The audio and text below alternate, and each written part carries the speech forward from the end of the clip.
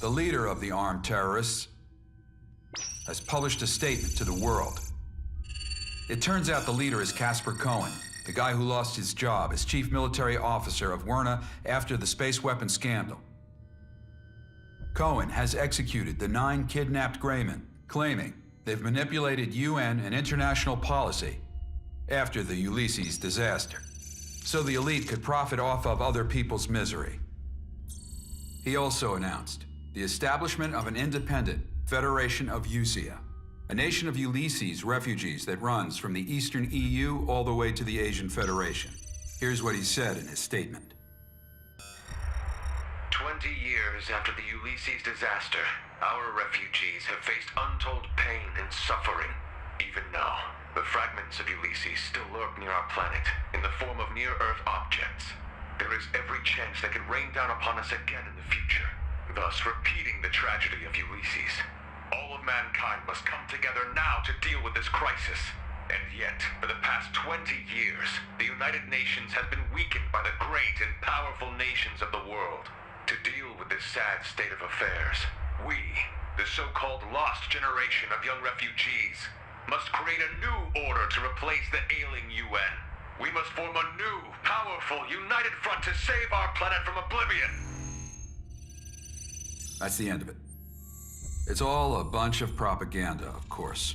But they're using Werna's military facilities in Ayuli to build up their forces and create defense perimeters in all the continent's major cities. They're working far too fast for this to be the work of terrorists alone. They're likely working in tandem with at least a few nations. The UN shuffled their feet for too long, and now they're paying for it. Usia, another page of history unfolds. Let's take a look at some more history. Once, there was a massive nation known as the Mongol Empire. Oops, time to deploy again, I suppose. Another time, perhaps.